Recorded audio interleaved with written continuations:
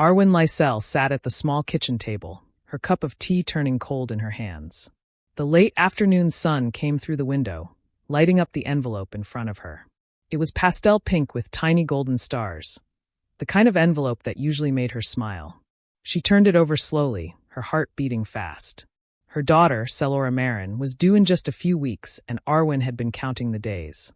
She had already bought little blankets, tiny shoes, and a wooden cradle she had spent hours painting by hand. But when she opened the envelope, her hands froze. The card was beautiful, soft lettering, ribbons, and a picture of a smiling baby. It said, "You're invited to celebrate Selora and Kaylin's baby shower." Underneath were the date, time, and address. For a moment, Arwen smiled in relief. Then her eyes caught the small line at the bottom. "This invitation is not transferable." Her smile faded. She looked at the envelope again. It had been delivered to her house, but her name was not on the card. She tried to ignore the lump in her throat and picked up her phone. Her fingers hovered over the screen before she finally called her daughter. Selora's voice sounded tired when she answered.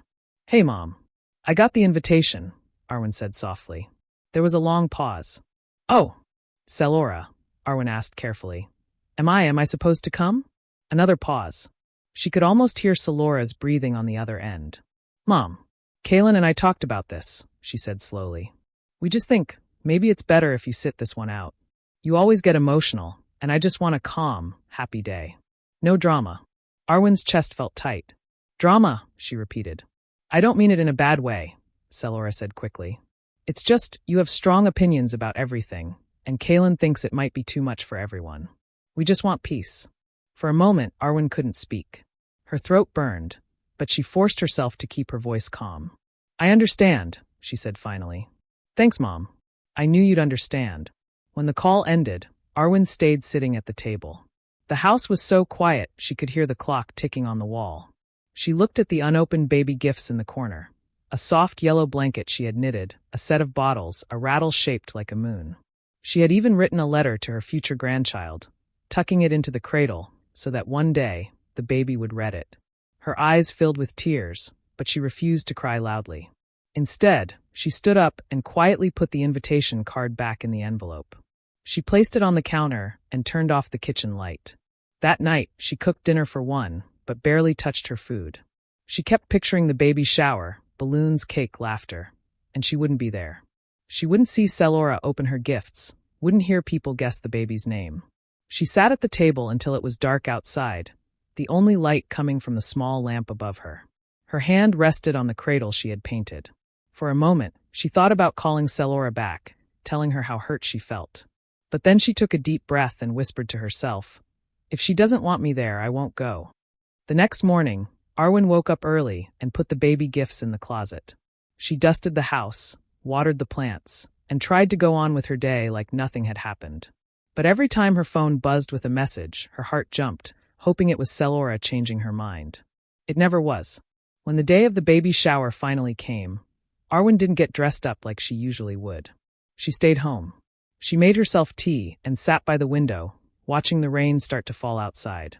Somewhere across town, Selora was surrounded by friends and gifts and laughter, and Arwen told herself that was good. But as the hours passed, her smile faded. The house felt too big, too quiet. She found herself whispering to the empty kitchen, "I just wanted to be there for you." By evening, she packed away the last of the gifts into a box and pushed it into the corner of the closet. Her heart felt heavy, but her mind was calm. She had made her choice. She would not interfere anymore. If her daughter wanted her distance, she would give it to her. For the first time in years, Arwen locked her phone in the drawer beside her bed and sat alone in silence, waiting to see if Selora would ever call again. The morning after the baby shower, Arwen Lysell opened her curtains and looked out at the street. Cars passed, neighbors waved at each other, and life went on. But inside her little house, it felt like time had stopped. Her phone sat on the table, silent. She had hoped, just for a moment, that Selora might call her afterward, maybe even send a picture from the party. But nothing came. Days turned into weeks. The silence between mother and daughter grew heavy, like a wall no one dared to break. Arwen didn't reach out. She wanted to. Her hands often hovered over her phone, ready to type a message like, "How are you feeling today?" or "I miss you." But each time, she stopped herself. Selora had made it clear. She wanted space. Selora, meanwhile, tried to convince herself she had done the right thing. At the baby shower, she had smiled for the cameras, opened her gifts, and laughed with friends. Kaylin Varick stood proudly beside her, his arm around her shoulders, telling everyone how excited they were to be parents. It was perfect, almost. But late at night, when the guests had gone and the house was quiet, Selora sat on the couch staring at the pile of presents. Most of them were useful, diapers, clothes, toys, but none of them felt personal. She thought about the handmade things her mother always gave her. A sweater carefully knitted, a book with her name written on the inside cover, or the meals she would prepare when Selora was sick. For a moment, Selora felt an ache in her chest, but she shook it off. "This is my life now," she told herself. "I need to handle it on my own." Kaylin noticed her silence one evening. "You're thinking about your mom again, aren't you?" he asked gently. Selora looked away. "Maybe. But you were right. She always tries to take over." Kaylin leaned back in his chair. "We just need peace, Selora. The baby doesn't need arguments and stress." Selora nodded, though a small voice inside her wondered if it had really been about peace, or about Kaylin's dislike for her mother's influence. Still, she didn't argue. She wanted to prove she could manage everything herself. As her pregnancy moved forward, Selora grew more tired.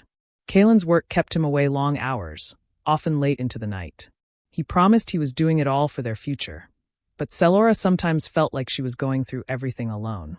She tried to stay strong, cooking for herself, cleaning the house, folding the new baby clothes into drawers. But she missed the comfort of her mother's steady presence. One afternoon, she found herself scrolling through her phone's photo gallery. Pictures of her and Arwen filled the screen: birthdays, school plays, her wedding day. In all of them, her mother was smiling proudly at her. Selora quickly turned the phone off and pressed her hand to her stomach. "You'll have me," she whispered to her unborn child. "You don't need anyone else." But her body was starting to feel the weight of her choices. She grew weaker each day, her back aching, her ankles swelling. Sometimes she would sit on the edge of her bed and cry quietly, not wanting Kaylin to see. Then came the stormy afternoon that changed everything. Dark clouds rolled over the city, and rain lashed against the windows. Selora stood in the kitchen, trying to make tea, when a sharp pain shot through her stomach. She gasped, clutching the counter. Another wave of pain followed, stronger this time, and she doubled over, breathing hard. Panic filled her chest. It was too soon. She wasn't ready. She grabbed her phone and tried to call Kaylin, but his number went straight to voicemail. She left a shaky message. "Kaylin, something's wrong. Please come home." Minutes felt like hours. The pain grew worse, and tears streamed down her face. She tried calling him again, and again. No answer.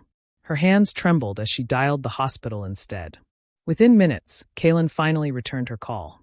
His voice was rushed, worried. "I'm on my way. Stay calm." By the time Kaylin reached home, Selora was pale and shaking. He helped her into the car and sped through the storm toward the hospital. Rain pounded on the windshield, lightning flashed, and Selora's mind spun in circles. All she could think was, "I need my mom." At the hospital, Nurse Halden and Dr. Marek quickly took over. They checked her vitals, spoke in hurried voices, and prepared her for possible early labor. Nurse Halden asked Kaylin for the emergency contact information. He froze for a moment, then gave his phone number and his parents' number. The nurse tried calling, but no one picked up. Finally, they called the last number on the list, Arwen Lysell. The phone rang on Arwen's nightstand. She picked it up, her voice calm. "Hello. This is Nurse Halden from St. Mary's Hospital. Are you available to come in? Selora Marin is here, and she's experiencing complications." Arwen closed her eyes. Her chest ached, but her voice stayed steady. "I'm not listed as her contact anymore. She made that choice." The nurse hesitated. "I understand, ma'am." Arwen hung up the phone. For a long moment, she sat in silence, her heart torn between pain and resolve. Outside, the storm raged on, and somewhere across town, her daughter was crying out for help. The storm outside grew louder as Selora Marin lay on the hospital bed, sweat on her forehead and fear in her eyes. Machines beeped steadily beside her, and Nurse Halden adjusted the foreline with practiced hands. Dr. Marek checked her pulse, murmuring quietly to the nurse. Selora could hear their words, but they felt distant, blurred by the pounding of her own heart. Kaylin Varick stood by her side, gripping her hand tightly. His usually confident face was pale now, his jaw tense. "You're going to be okay," he whispered. Just breathe. I'm here. But deep inside, Selora didn't feel safe. She remembered her mother's steady hands during her childhood fevers, the way Arwen Lysell would sit by her bed all night, holding a cool cloth to her forehead. She remembered how her mother's calm voice always made her feel that nothing bad could happen. Now, as the storm raged and the contractions grew sharper, Selora realized that no matter how much she tried to push her mother away, in this moment, she wanted her more than anyone else. Nurse Halden looked at Kaelin. We've tried every emergency contact you listed, but no one is answering. Kaelin's chest tightened. He looked down at Selora, then back at the nurse. Try again. The nurse sighed, glanced at the list, and said, There's one more number here. A woman named Arwen Lysell. Selora's eyes widened. Her throat went dry. She had purposely removed her mother from her life, but her number had somehow stayed buried in the hospital's files. She opened her mouth to object, to say don't call her, but another sharp wave of pain silenced her. The nurse dialed the number. At her small, quiet house across town, Arwen was sitting on the couch with a book in her lap when the phone rang. She saw the hospital's number flash on the screen. Her heart sank before she even answered. Hello, she said softly. This is Nurse Halden from St. Mary's Hospital, the voice replied. Are you available to come in? Selora Marin is here, and she's experiencing complications. For a moment, Arwen said nothing. She stared at the floor, her chest tightening. Then, in a calm voice, she answered, I'm not her contact anymore. She made that choice. The nurse hesitated. I understand, ma'am. Arwen hung up. Her hand shook as she placed the phone on the table. She sat back, staring at the wall, tears welling in her eyes. Her whole body wanted to rush to the hospital, to hold her daughter's hand like she always had. But another voice inside whispered, She didn't want you there. She pushed you out of her life. Respect her choice. Back at the hospital, Nurse Halden shook her head. No answer. We'll keep trying. Selora felt her chest tighten. She didn't come, she whispered, her voice breaking. Her eyes filled with tears, and Kaelin squeezed her hand. You don't need her, Kaelin said quickly, though his voice lacked certainty. You have me. But Selora shook her head.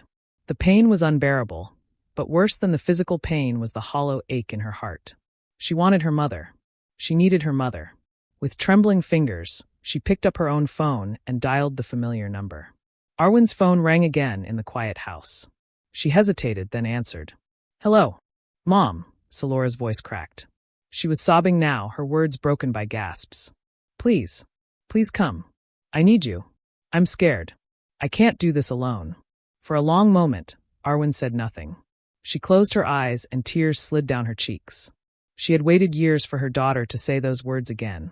I need you. But something inside her was still raw, wounded. A soft laugh escaped her lips. It wasn't loud or cruel. It was bitter, hollow, the laugh of a heart that had been broken too many times. Now you need me? She whispered into the phone. Mom, please, Selora's voice broke again, but before she could finish, she heard the click of the call ending. The silence on the line crushed her. She dropped the phone onto the bed and covered her face with her hands, sobbing uncontrollably. Kaelin tried to calm her, but nothing he said could fill the void left by that sound. Her mother's laugh, followed by the cold, final silence. Outside, thunder shook the hospital windows. Inside, Selora realized she had made the biggest mistake of her life by pushing away the one person who had always been there for her. Hours dragged on as the storm raged. Nurses moved in and out of the room, checking monitors, preparing equipment. Kaelin stayed by Selora's side, guilt now written across his face. He had told her that her mother caused drama, that peace meant distance. But now, as he watched his fiancée cry in fear and pain, he knew peace without Arwen had been an illusion.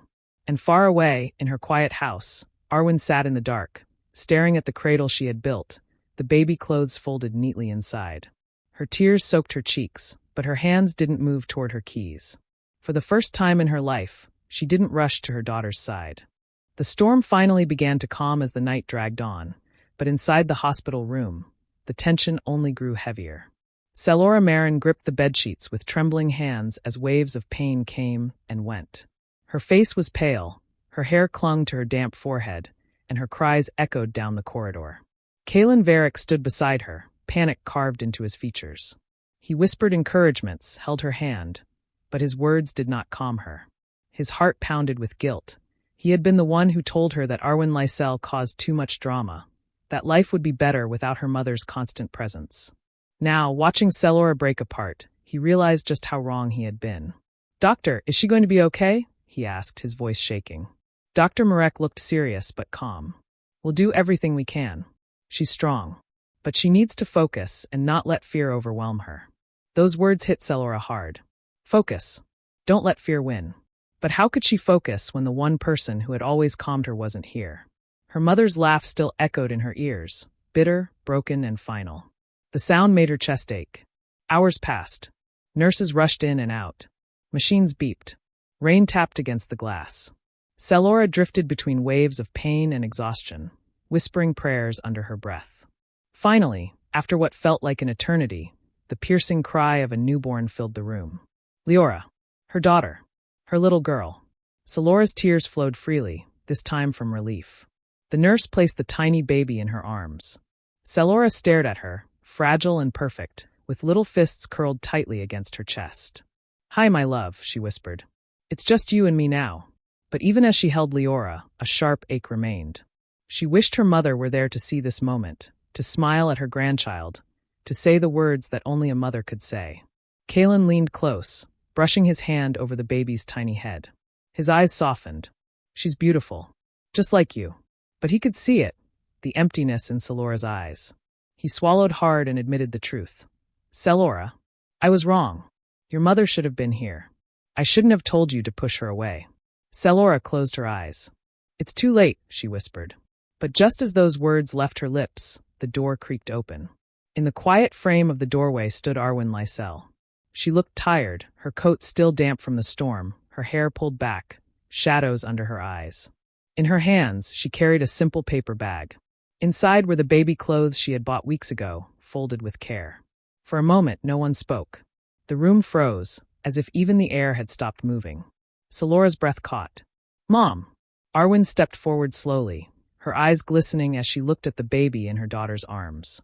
"She's here," Arwen whispered softly. "That's all that matters." Kalen's throat tightened. He lowered his head, ashamed. He had never seen Arwen this way. Not angry, not demanding, but calm and powerful in her silence. Arwen reached the bed. She gently placed the bag on the table, then stretched out her hands. Selora hesitated for a moment, then carefully placed Leora in her arms. The baby let out a tiny sigh and snuggled into Arwen's chest. Arwen's lips trembled as she held her granddaughter for the first time. "Welcome to the world, Leora," she whispered. "I painted a cradle for you. It's waiting at home." Selora's tears spilled over. "Mom, I'm sorry. I thought I didn't need you. But I do.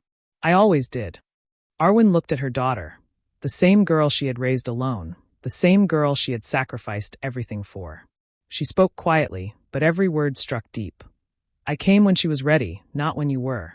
Family is not something you push away until it's convenient." The room was silent. Even the nurses paused, glancing at each other, sensing the weight of the moment. Selora sobbed, reaching for her mother's hand. "Please don't leave us again. Please forgive me." Arwen's eyes softened. She brushed Selora's hair gently, just like she had when she was a child. "I'll always be here for her," she said, looking at the baby. "But for you, you'll have to earn my trust again." Kalen bowed his head. "Arwen, I was wrong about you. I thought keeping distance was the answer. But I see now, you're the one who held this family together all along." Arwen didn't reply. She simply held her granddaughter close, rocking her gently. In that moment, her silence spoke louder than words. The storm outside had passed, leaving the night calm. Inside the hospital room, 3 generations stood together. A broken mother, a regretful daughter, and a newborn child who carried the promise of healing. But deep in Selora's heart, she knew things would never return to how they were. This wasn't the same soft mother who had once run to her side at the first tear. This was a woman who had been wounded, who had chosen silence over sacrifice, and who had finally taught her daughter the cost of pushing love away. As Arwen kissed little Leora's forehead, Selora whispered, "I'll make it right, Mom. I promise." Arwen's eyes glistened, but she didn't answer. She only held the baby tighter, her heart torn between forgiveness and the pain of the past. And in that quiet room, everyone knew one truth: nothing would ever be the same again.